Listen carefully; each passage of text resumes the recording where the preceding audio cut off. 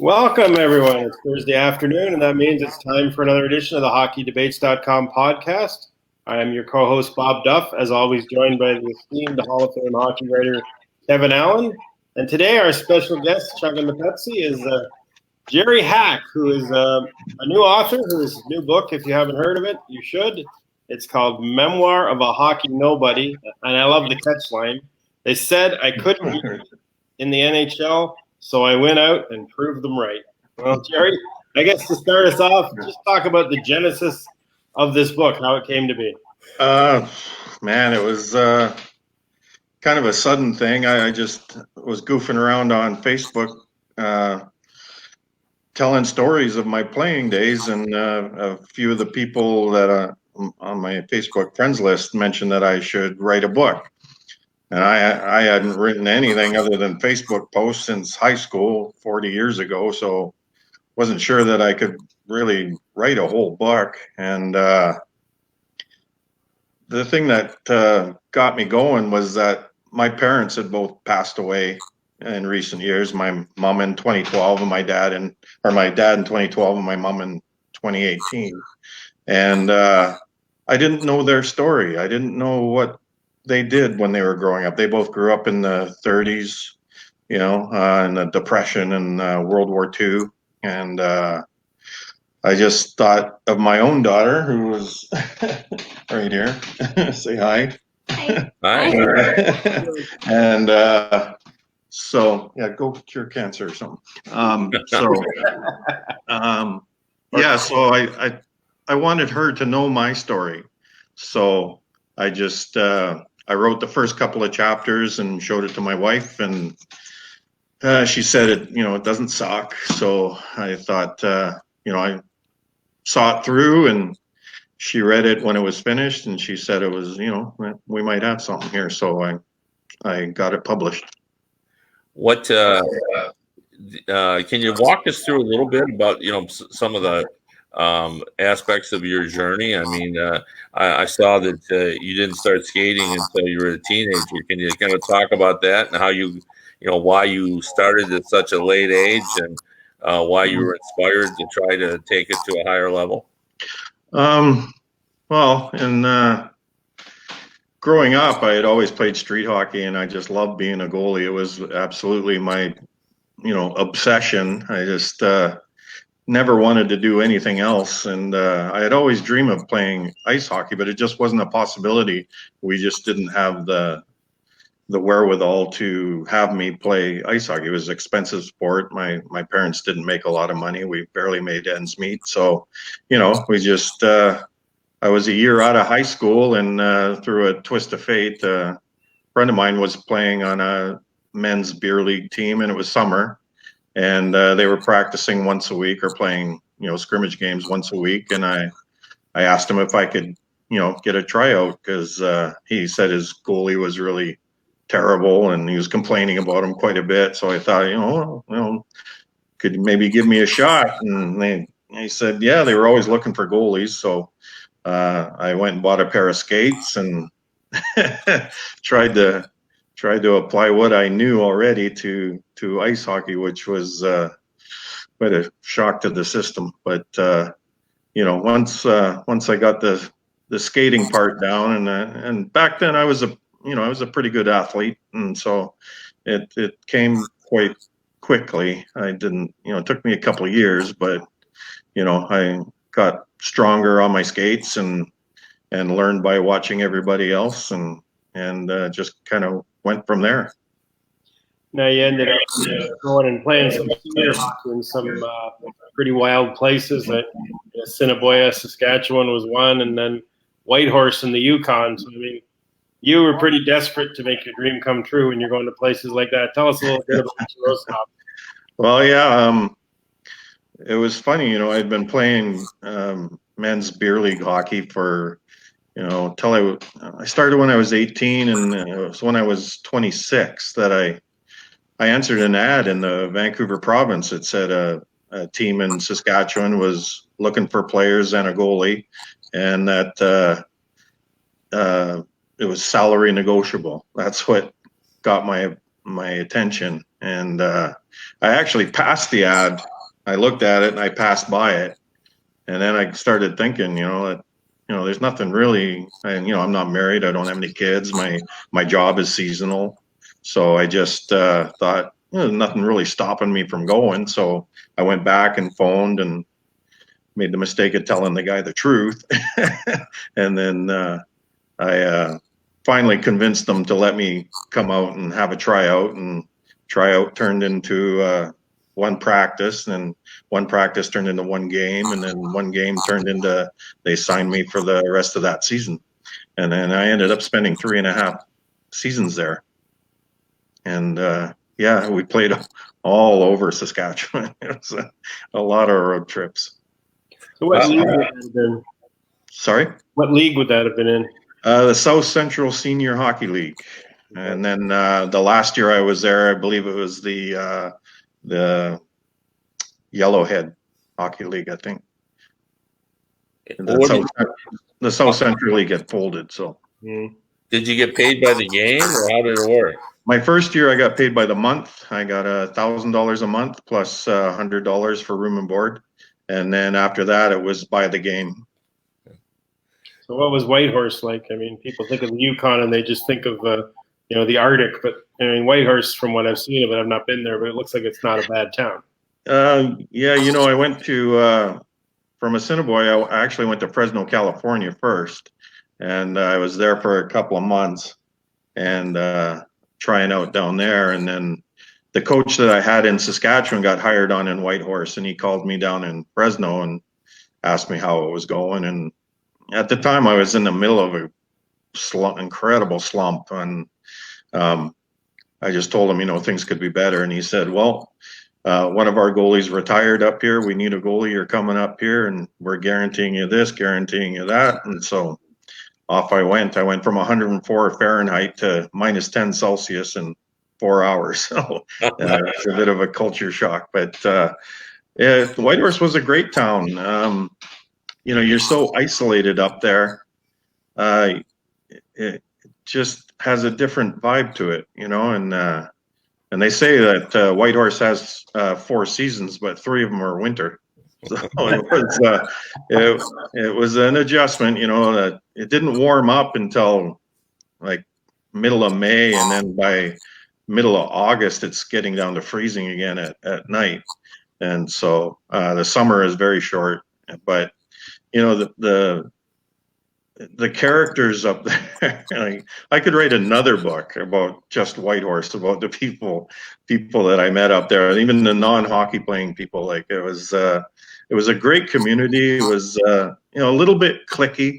I found they kind of separated into groups, but it was fun. I had a good 2 years up there.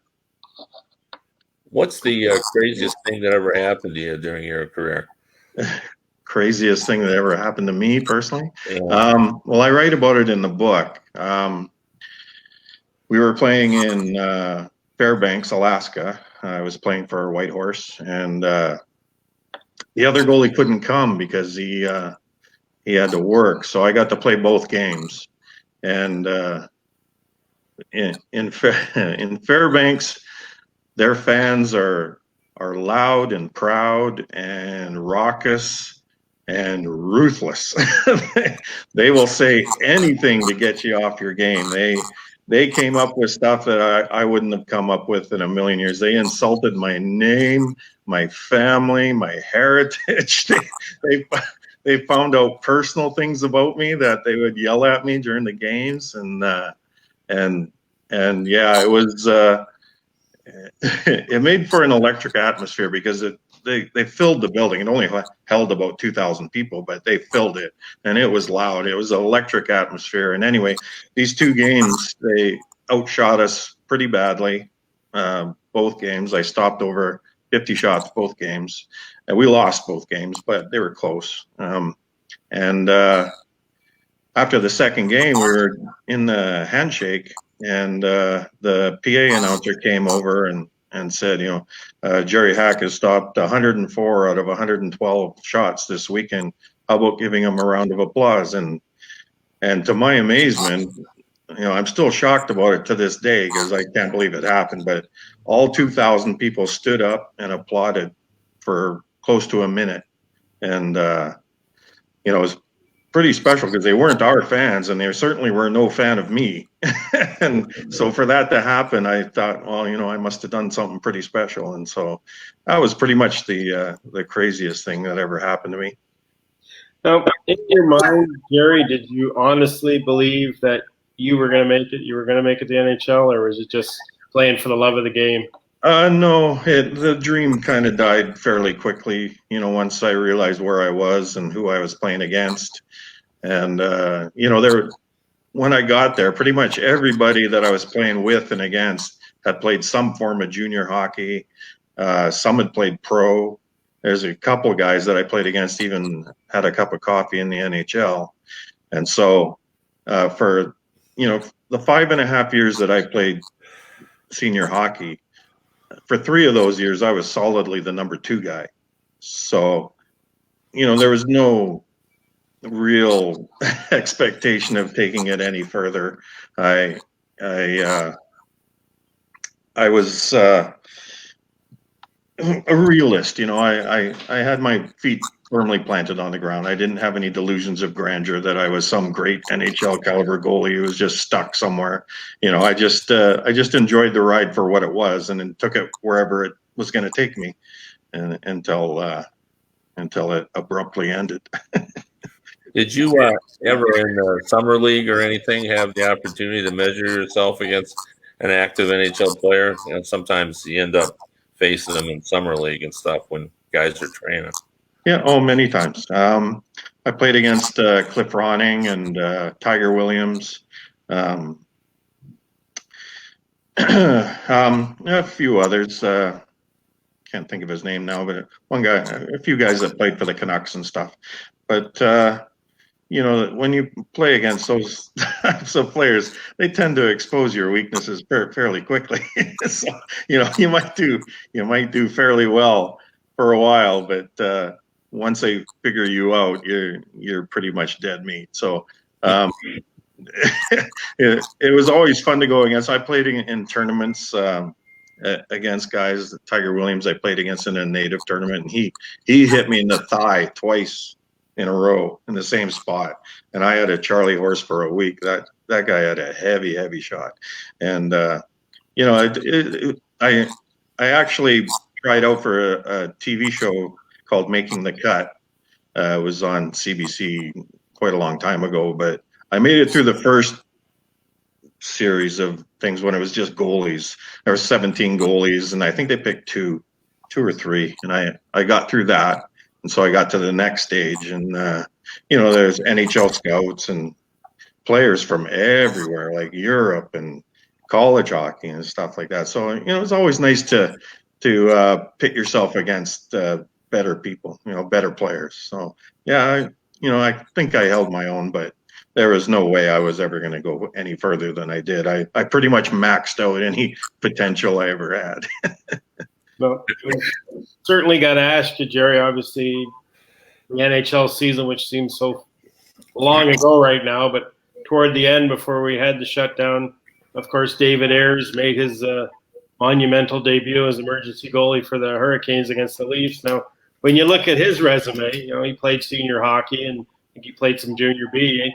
It's not that much more impressive than yours. So, do you ever think maybe calling the Canucks up and saying, you need that emergency goalie, I'm available? Yeah, playing around town here, you're always hearing about the Canucks practice goalies. I met quite a few of them. They were always around, and I found the one ability that you have to be a Canucks practice goalie is that you have to be available.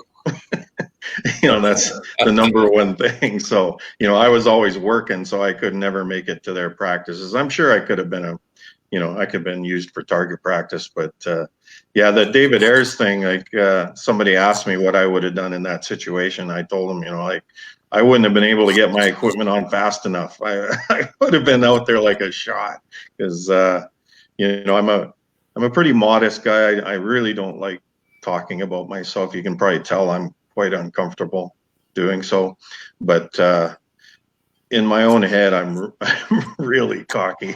So, so I couldn't have got out there fast enough. It just would have, for me, it just would have been another opportunity to show off. So that was the way I would have looked at it.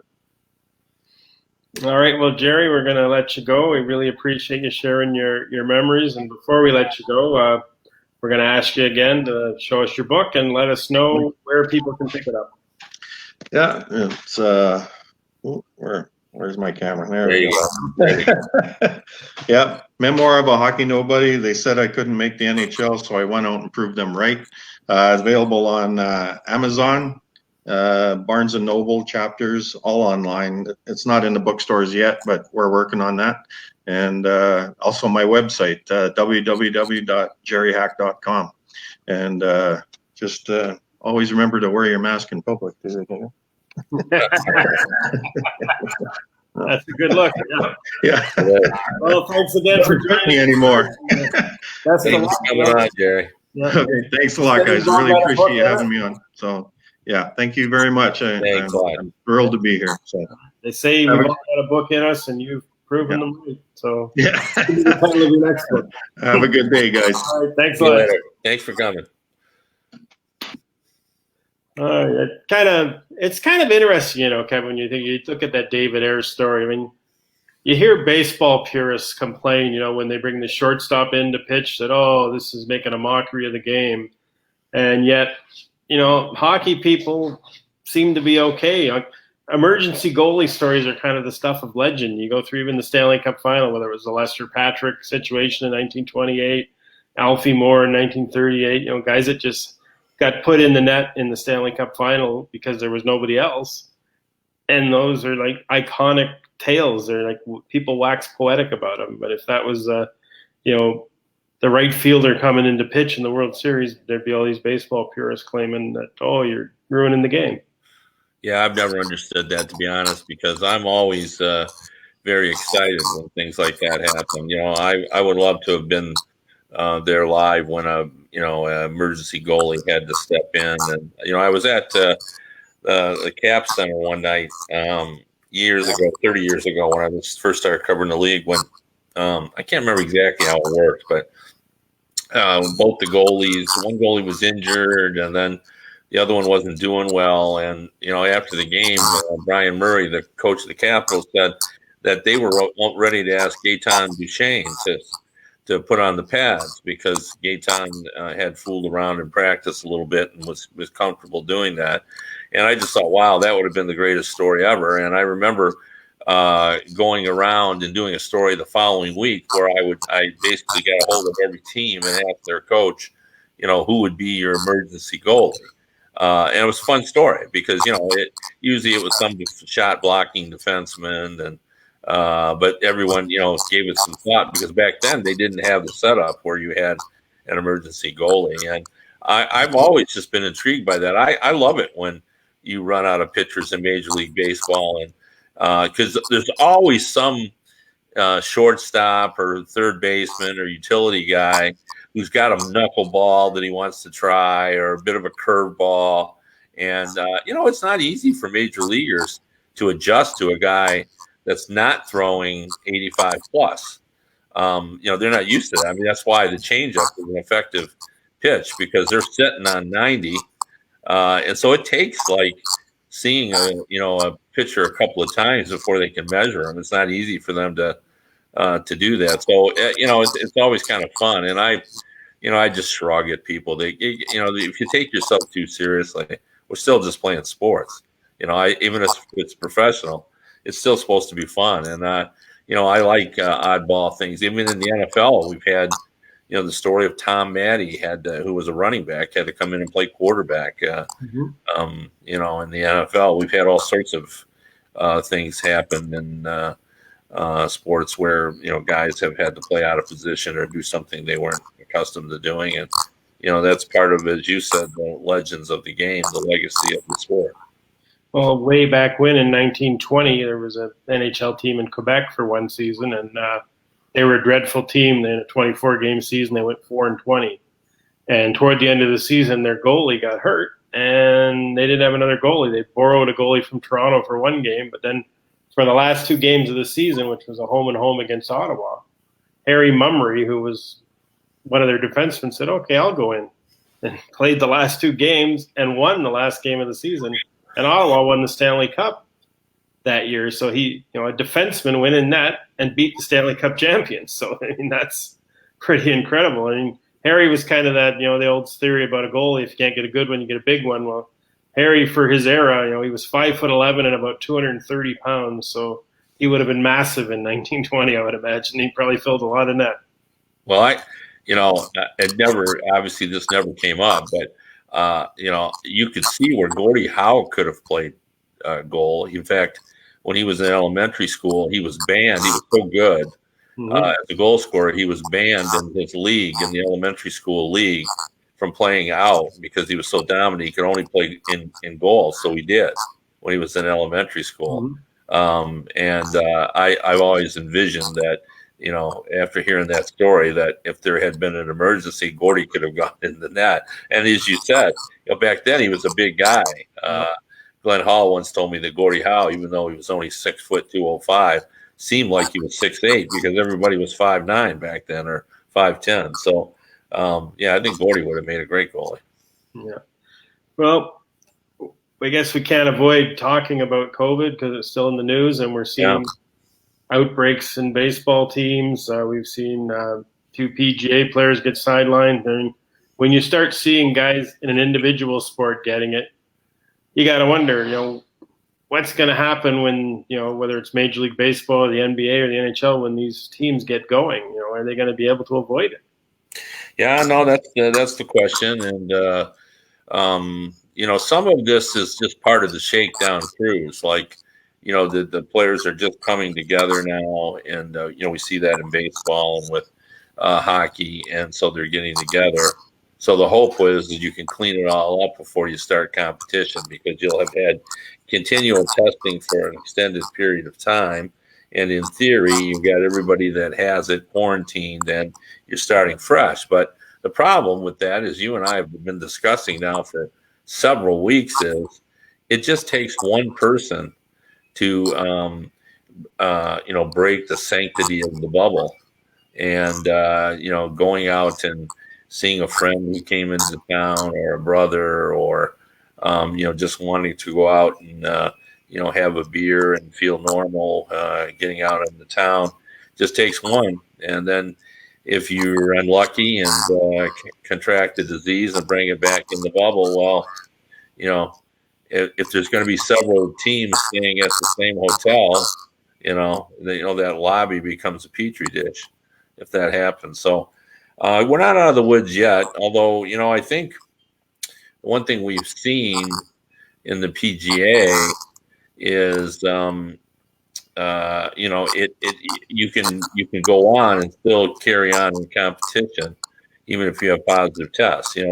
Those people leave, everybody gets tested around them, and if they don't have it, they stay, and you hope for the best.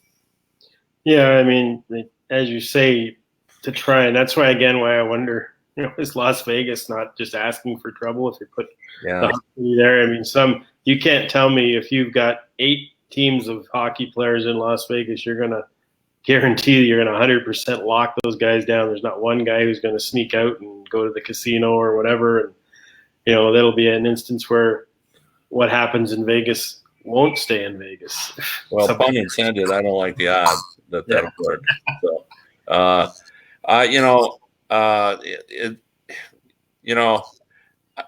it does seem like it's going to work, but I think we have to try it. I mean, we all need to know. And as I keep saying, there's some danger here but not with the players. I mean, it's highly unlikely. That's what we're seeing now in the United States, that we're having another explosion in positive tests, but it's hitting the younger people who are just ignoring it and going out and doing what they've always done. So what that means is, as though we're having a higher rate of infection in terms of the number tested versus the number of tested positive.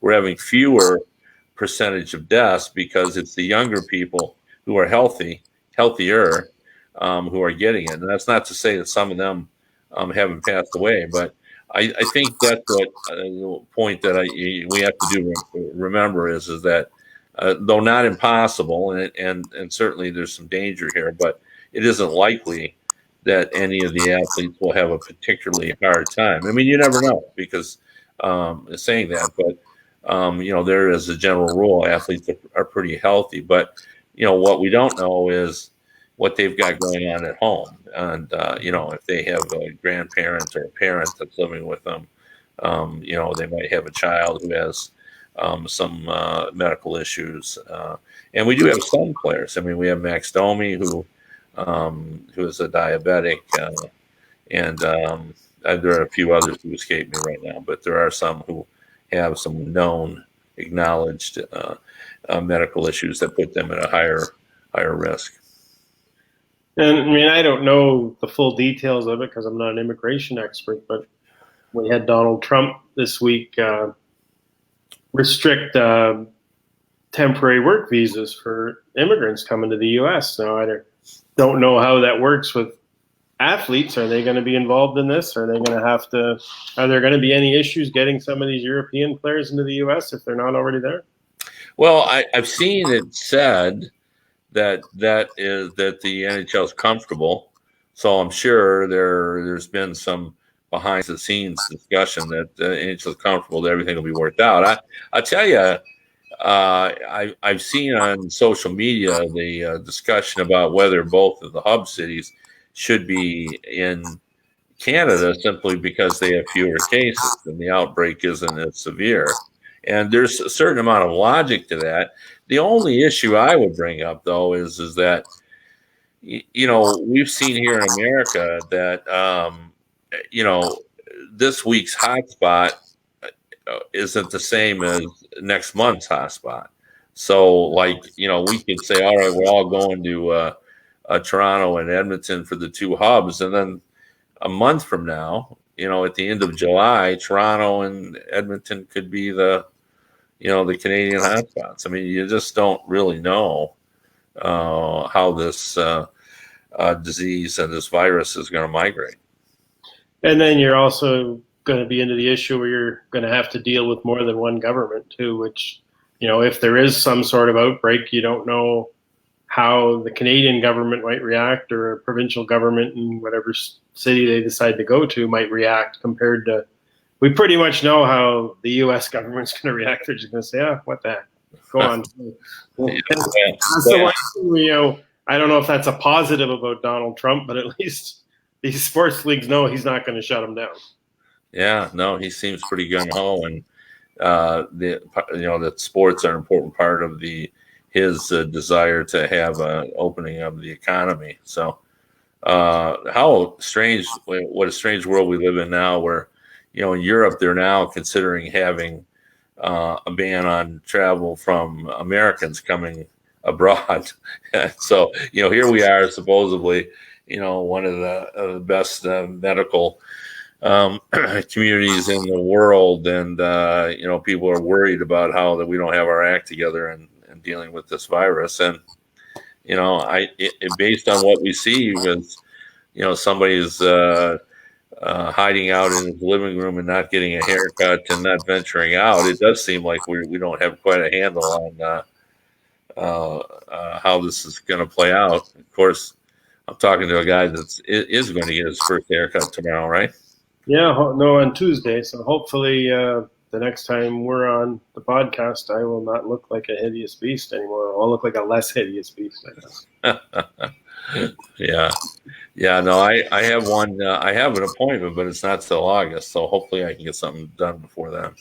So I actually had the woman who cuts my hair contacted me and said, I can fit you in because they had said they were going to give priority to all the people that were canceled because of the shutdown, get them in first, which I thought was fair because I had mine done just before we shut down. I assumed we would shut down, so I made sure I got my hair cut right before. And so I didn't even call her, figuring I'm going to have to wait a couple weeks. But then she contacted me and said, yeah, we can fit you in. When can you come in? So Tuesday at 3:30 is the big day. She might have been watching the podcast and knew you really needed it. Yeah, she must have been thinking, "Oh my God, people know I cut his hair. I'm going to be embarrassed." Yeah. Well, there you go. We've run out of time again. We always run out of time before we run out of words. It never fails. So we're going to let you go, folks. We'll be back again on Tuesday with another entertaining guest and hopefully 30 minutes of exciting hockey talk. Maybe there'll be something to talk about beyond COVID by then too, hopefully. And Kevin, it's always a pleasure. We'll see you on Tuesday. And same with you folks. Please join us. And until then, have a good day. See you later.